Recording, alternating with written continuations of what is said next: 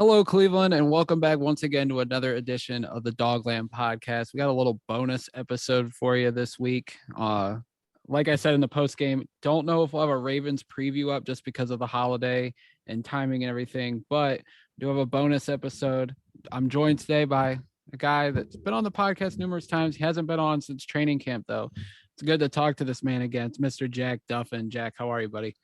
I'm good. I didn't realize it's been that long, but no, always happy to jump on, buddy. Obviously, yeah, the season starts, contracts generally stop, and there's no point talking to me. Yes, pretty much. I mean, we chat nearly every day as it comes to the Browns through Twitter DMs, but yeah, I think the Chubb contract extension was the last time I talked to you on the pod. So good to have you on. And since that time, the news has been made. You guys are able to travel back over to the United States. Paul was just here over the weekend for the Detroit game. He was in a hot tub, which, knowing Paul Brown, that probably isn't a surprise to you along many others. He's out there still for the Baltimore game. So if anyone, I don't know whether that's home or away, but if anyone's there, say hi to Paul. Yeah, I think he's still in Cleveland because he's at the Feed the Need event with Baker and Njoku. I know he's just posting pictures right before we were recording, but he's there. And yeah, I know he's coming. He's all but one game for the rest of the year. He'll be here. So something insane. Yeah. Insane. And you're coming over to the States for the Green Bay game on Christmas Day. So Christmas Day, no better way to spend it. Yeah, absolutely, man. Since, we're here to talk about the Browns, Jack, it's been a roller coaster month for this team. Your thoughts on it? I mean, I know everybody hears your thoughts on the Paul Brown International podcast. If you guys check that one out, it's a great podcast, but your thoughts on the Browns and the situation ongoing right now. They're 6-5, which, I mean, they still have a winning record. It's a lot to talk about, but it's been a chaotic month to say the least. Yeah, so it started off quite well because, hey, it's all OBJ's fault. OBJ's gone. Boom, we win. And then you're thinking, hey, we've exercised our demons. We're moving on. We're okay. Then it was Bill Belichick absolutely gave a masterclass in everything. You're not talking one thing, the coaching, the QB play, every aspect, how to play defense. And then, yeah, for me, it should have been a game where rest Baker, let him recover, get back to full fitness. Because quite frankly, if we can't beat Detroit without him, then shut it down and give up. We haven't really got a reason why he played. It could easily be that, hey, if he plays lights out through to the end of the season like he did last season, and we get that same style of Baker, he's sitting there signing a deal over $40 million a year. If he doesn't, then potentially he's getting onto another team and seeing what happens. So, hey, if you want to look at the players that have played a fifth year and moved on, you're looking at Marcus Mariota, you're looking at Jameis Winston. Those guys haven't cashed in. So, yeah, it's one where you're talking about over $100 million is potentially on the line. So Baker wants to use every opportunity. And a game like Detroit should have been perfect for padding stats, and it didn't happen. We are really, really lacking at wide receiver. Has to be a massive investment position for the Browns in the offseason. And it's the most important. Lots of people like to talk about O-line. O-line's nice, but O-line's not the be-all and end-all. Joe Thomas single-handedly can't turn you into a good team, but we've seen what a player like Jamar Chase can do. And it's one that it's really showing. And being that sort of run-first offense, it leads to more penalties. Whereas, hey, if you're a pass-first offense, what do you get? We saw it against Detroit. We saw lots of penalties in favor of the Browns because we were airing it up and Detroit were trying to keep wide receivers quiet. So it's been some really hard home truths. Hopefully there is still time to turn it around, but it's not looking good for Baker. No. And the talk with Baker, I mean, we've had it in our group chat, it's been the scuttlebutt on Brown's Twitter talking about who could we get to replace Baker if they decide, hey, he's not the guy, we're going to move on this offseason. Well, first of all, he's guaranteed to be here next year because he's got, I think, $18 million contract because they picked up the fifth-year option. It's tradable, though. It is tradable. I don't know who would take it. I mean, there might be somebody out there, but then, I looked up the list of free agent possibilities as someone that could come in and push Baker Mayfield this offseason. And, I like Baker. I'm willing to bring him back next year, see what he can do healthy. They can add probably a few more pieces next year in free agency once they, move some other parts and pieces out. But looking at the list of quarterbacks, Roethlisberger's going to retire, so he's already off the list. He wouldn't come to Cleveland anyways. You have Ryan Fitzpatrick, Andy Dalton, Nick Foles, Tyrod Taylor, Jameis Winston, Teddy Bridgewater. You mentioned Mariota, Mitch Trubisky. Like, none of these names, I think, could really make a strong push to push Baker Mayfield out of the starting role. So it's like, and then people bring up Aaron Rodgers, Russell Wilson. Those are pipe dreams. I mean, yeah, they would be great to see in orange and brown, but I don't see it as realistic at this point. And then you look at the draft does not look very promising when it comes to the QB position. So we're looking at a spot where I think Baker's going to be the guy in 2022 too. And I know some fans won't like to hear that, but with the options on the table, there isn't really any solid ones that can come in and push Baker or potentially dethrone Baker Mayfield. Yeah, it's looking like Rodgers will go to Denver. That's what I've said from the second Jordan Love was drafted. And this coming offseason, he was never going the last two because his contract wasn't movable, which just made Jordan Love the weird pick. But it could realistically happen. They're certainly the favorite. I would say the Saints are an interesting one for Russell Wilson. The issue that the Saints have got is, hey, what are they giving up? A Baker for Russell switch on paper, it makes some sense. They need a new QB. We can offer a QB. We'll take him off. We could potentially do that. It depends if the Seahawks are wanting to completely rebuild. Hey, you don't want a QB in, you want picks. If they want to go for it and they're saying, hey, DK, stuff like that, hey, we can potentially go for it. Look, Baker doesn't seem to mind an excessive amount of running, and Pete Carroll loves running all the time and passing at the least possible opportunities. So it works ethos-wise. But yeah, you're mostly looking at the 2023 draft is where the future will come. But could there be a guy potentially out there like Tannehill? I think if you're looking for where this room's potentially trending, 3 QB room next year sort of makes the most sense with Baker as the favorite to start. Maybe get another guy in, Mitch Trubisky and but somebody that could hopefully have that Ryan Tannehill sort of turnaround and not become a world beater, but just come in and be solid. And then probably a day 2 pick. I think a day 2 pick's reasonable. Not looking to spend a first rounder because that really needs to go on wide receiver and then an edge. But you could take a punt on a guy, because if you then find the guy in the draft next year, hey, you've got a guy in the first round and your backup's a guy that draft in the second, third round. You've got a really, really cheap room. And what does that mean? That means more money into all these other positions. So I wouldn't be surprised looking at now that that's where I feel the room's most likely trending. But yeah, it's one that just because you keep Baker for one more year, don't mean he's the guy, don't mean they're backing on him. It's just setting up to, this isn't the ideal draft class, but we've got to remember, teams are horrendous at drafting quarterbacks. They're horrendous at drafting all players. What is it? It's like, I forget the stat, but it's 40% of first round picks get to second deals or something mad. The vast majority of first round picks aren't good for the team that drafts them. So it's one that it doesn't bother me that people are saying there's no good QBs. People weren't that enamored with Patrick Mahomes, else Patrick Mahomes would have gone number 1. So if they couldn't identify that Patrick Mahomes was a great quarterback, why am I trusting their opinions on this class? I think they can easily grab someone in the second, third round. This is true because, I mean, going back to that draft, Mitch Trubisky was the first quarterback taken in that draft class, in front of Watson, in front of Mahomes. I mean, that just goes to show that, yeah, these teams aren't always pinpoint when it comes to scouting quarterbacks and even drafting quarterbacks. So, and we didn't even mention Case Keenum. And Jack, I was talking about this with Caitlin on the postgame Sunday night.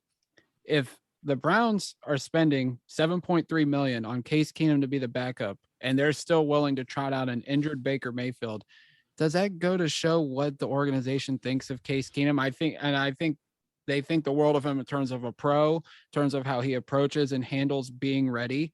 But we can tell, like, he did his job in the Denver game, but he's not mobile enough to be in this offense anymore. And sometimes he doesn't have the arm strength either. So maybe they just aren't as high on Keenum as we think he is, just because they paid him a significant amount of money in free agency. Oh, it's a shambles. Quite frankly, I hated paying any backup quarterback big money. And when you potentially might need him for a little bit, you don't want to use him. It makes no sense. So this is his last season, and it'll be gone.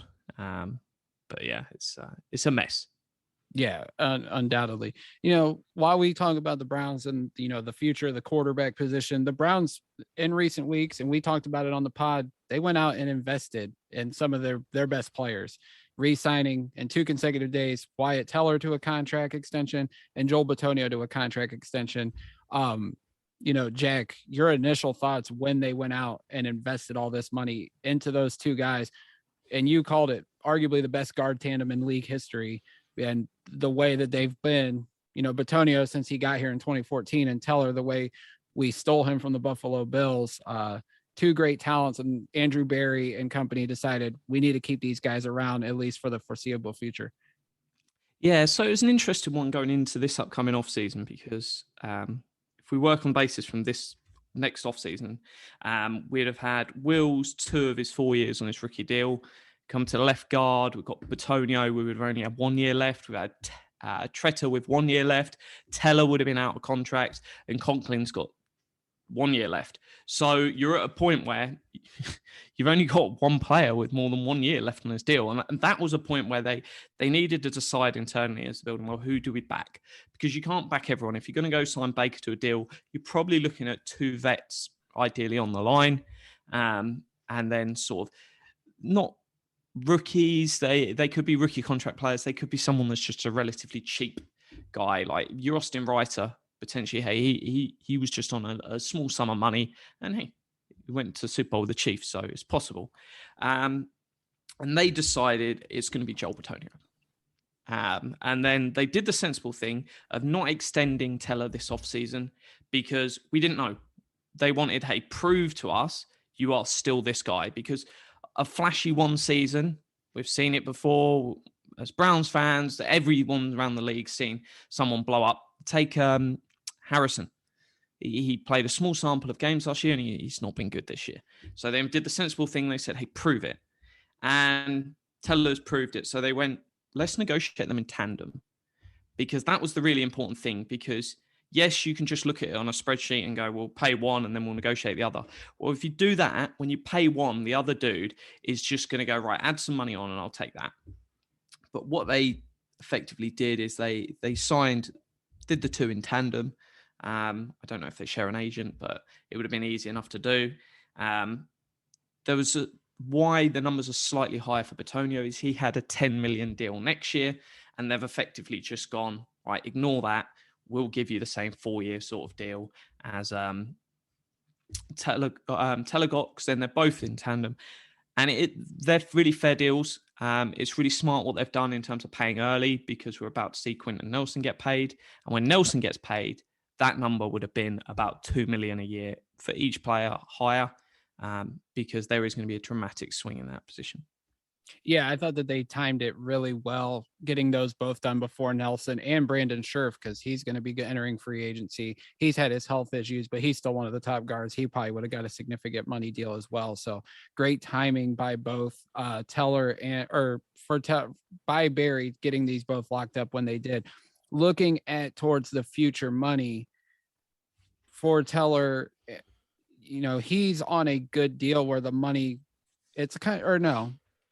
How does this affect the Browns going forward now in terms of their thinking, now that they have both of these guys locked up, as well as Nick Chubb going into 2022 and beyond?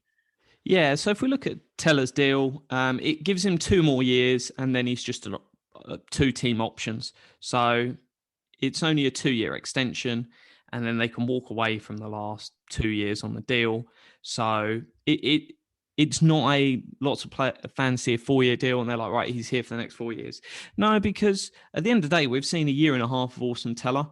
There was nothing in the first year and a half of his NFL career that jumped off the page as this is one of the best guards in the NFL sort of level.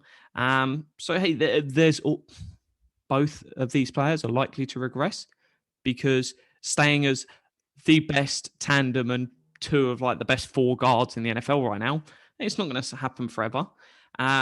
So depending on how far that regression goes, they might decide after a couple of years, hey, we're going to move on. We're going to trade him off. We're going to do something else.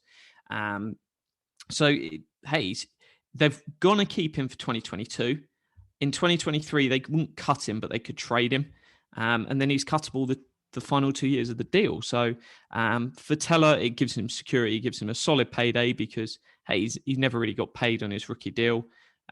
It's 2.7 million, but 2.7 million doesn't really sit next to 56.8 million. So, hey, I'm not going to turn down 2.7 mil, but if we're talking NFL money, he's never really got paid to this day, and he's got that. So, no, really well earned. And yeah, he has the opportunity to make all that money. If the market moves, then that might be one they happily have him there. And yeah. And then what about Bitonio's deal? Because he's in his year 30.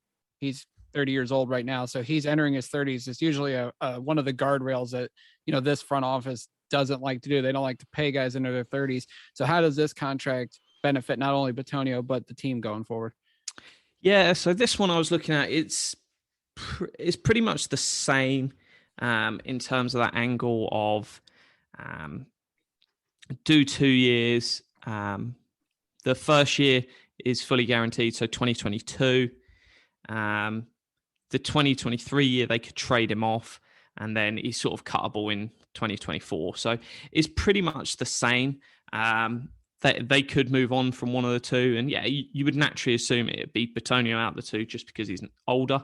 But if he continues playing at that level, then I don't think they're going to mind what it's going to cost them. 13 million in cash in 2024 and 15 million in cash in 2025. So it's not a crazy amount of money, but it does have questions about what they do with the rest of the roster, because effectively with this decision, you've almost whispered in the ear of Tretter and Conklin and said, you're probably not staying.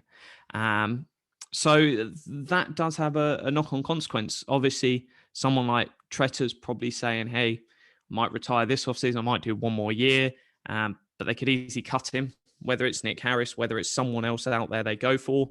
And Conklin, he's played great when he's played. He's had a couple of health issues, but he's held up better than his track record before the Browns signed him. So we'll see there, but it's unlikely unless, hey, if they decide that Baker's not the guy over the next 12 months and they plan to draft someone, they could go, well, half of the saving we're going to get from Baker moving on, and we're going to have another rookie in there. Let's pay that to Conklin. So that's certainly something they could do as a decision, because you decide, hey, you're going to save on not giving Baker 40 million. Right, where are we going to put that money instead? A right tackle. Perfect, sensible decision. Put that in a right tackle, put that in another wide receiver. Sets you up nicely. So Conklin's future is probably tied to Baker's. One in, one out if Conklin stays healthy. Yeah, absolutely. I think, them paying Teller and Bitonio, I think we all saw the writing on the wall for Tretter and even Conklin. But the thing is, they have added potential future replacements at those positions. Blake Hance has done a decent job filling in for Conklin at right tackle. We assume Nick Harris could be the future center. That's still to be determined. But they also have Michael Dunn. They also drafted James Hudson, who many believe could be the right tackle going forward. He did play some left tackle early in the season because of Will's injury. So they have options, but they could also go back into the draft and find other options, or they look into free agency. But I like your idea. If they don't think Baker's the guy and they want to go with another rookie quarterback or something at a cheaper option, they could reinvest Baker's money into Jack Conklin, because when he's on the field, like you said, he's an all-pro tackle, and you don't find them on the street all the time. So, I mean, that's another possibility there on the table for Cleveland.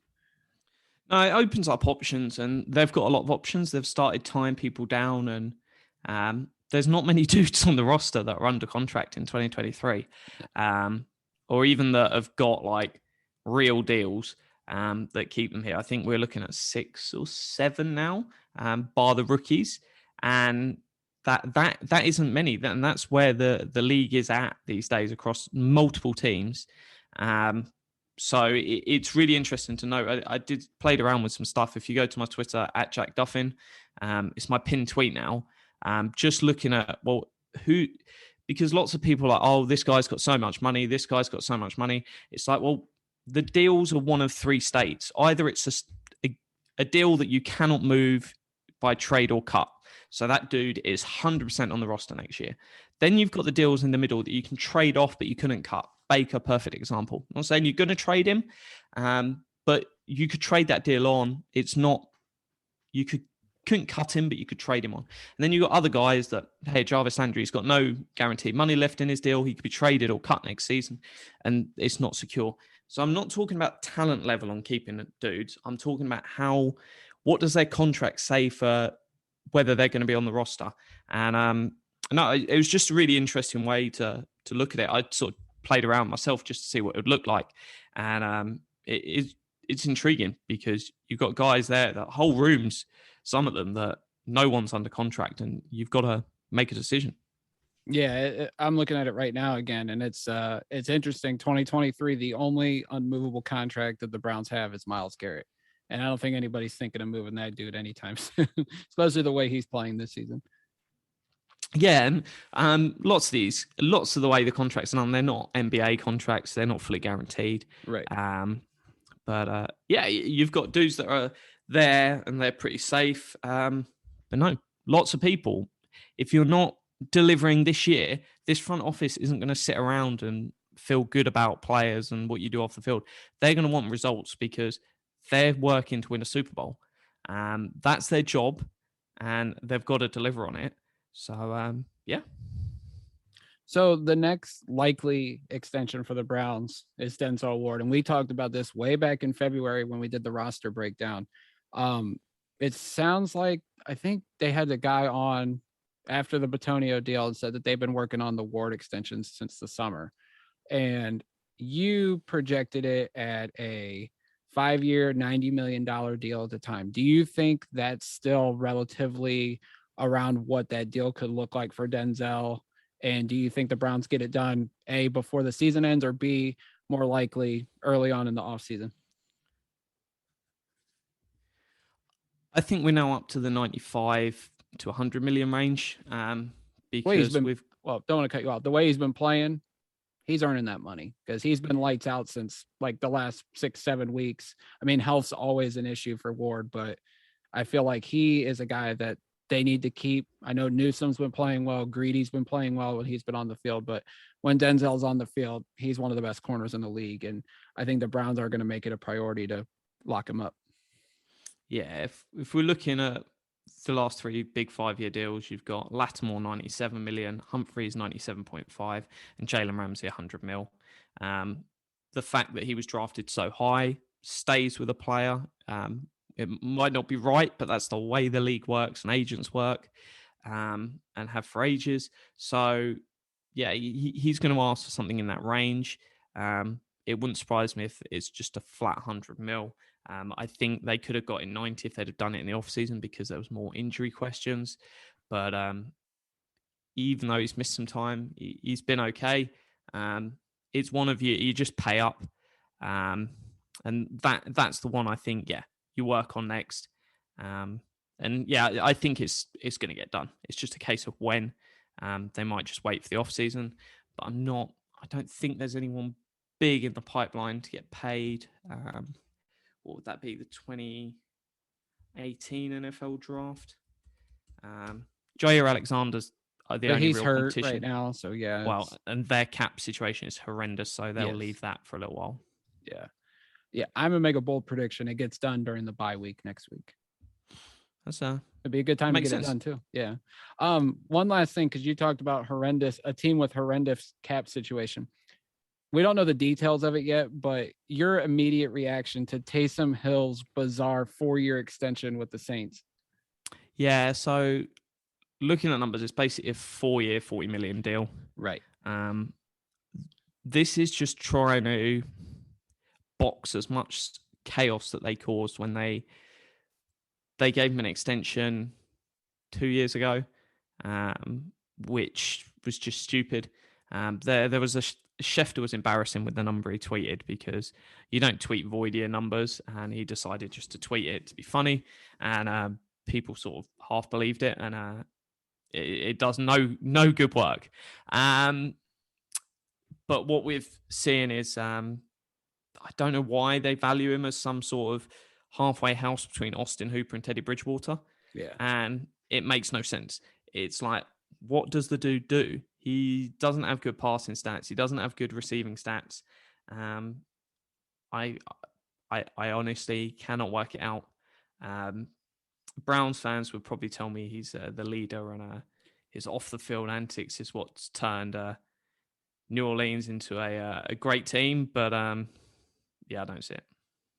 Yeah, I don't either. I was at the gym when that went out, and I was like, so they could pay him $10 million a year to be a backup quarterback / Swiss Army knife, where he could play tight end, receiver, whatever, or they could pay him like $23.5 million a year to be the starting quarterback, when he's not even the starting quarterback right now. Like Trevor Siemian's the starting quarterback. So that should tell you something. But maybe Sean Payton really sees something in him, and they think he can be a starting quarterback in this league, but he's already 31. And it's like, you've already trotted out Bridgewater and Jameis Winston and Trevor Siemian, and it's like, you're investing more money into Taysom Hill. Like, maybe we're all going to look like fools a year from now, but I just don't see it. Yeah, it's there is no clue what's going on there. I think they make a move for Russell Wilson, but what are they going to do? It's just it's mind numbing. If he was throwing up like 5-10 receptions and a touchdown every other game, I get it, but it's yeah, I can't work it out. Yeah, he must have some dirty videos on Sean Payton. He's got to have something on him. And like, I know people have pinpointed Russell Wilson to the Saints, but I'm looking at it right now, they're $56 million over the cap next year. How would they even be able to pull that off? They can do some work. Can they? Okay. Well, you know, they do some suicidal stuff. So they would have to, looking at some of the contracts they got on the books. Like, it's mind blowing. We saw this offseason is like, hey, you can work with these numbers and you can get any player in, but what did they have to do? They got rid of the middle class on their roster. Right. The Emmanuel Sanders, why is their wide receiver core so bad? Because they paid everyone else. They were paying Drew Brees on a tab that finally had to get paid. So these things always have consequences. They'll always catch you up. And it's one that, yeah, they need to decide what they want to do. Because if they go after Russ, it's going to be fascinating, but does Russ really want to be on that team? Because there's no money to pay an O-line. There's no money to pay other pieces. So it's not going to look pretty. No, it is not. Well, Jack, thanks for joining me. Appreciate the time. Got good to sit down and talk with you again, buddy. Go ahead and plug your Twitter, plug everything you got going on. Yeah, it's at Jack Duffin on Twitter. Any cap questions, always fire them in the DMs or just tweet at me. Happy to help out. Yeah, it's just get through this season and let's get back to the fun stuff, which is the off season. That's all. That's why I'm here. But no, it's it'll all be fine. Don't worry too much, guys. Keep your chin up and just remember that the roster's still good, coaching staff's still good, the front office is still good. A few players, that's temporary. We can get through it. So don't beat yourself up. No, thanks for having me on, buddy. Thank you. As always, guys, you can follow me on Twitter at JackMcCurry08. And the DawgLand at the DawgLand on both Twitter and Facebook.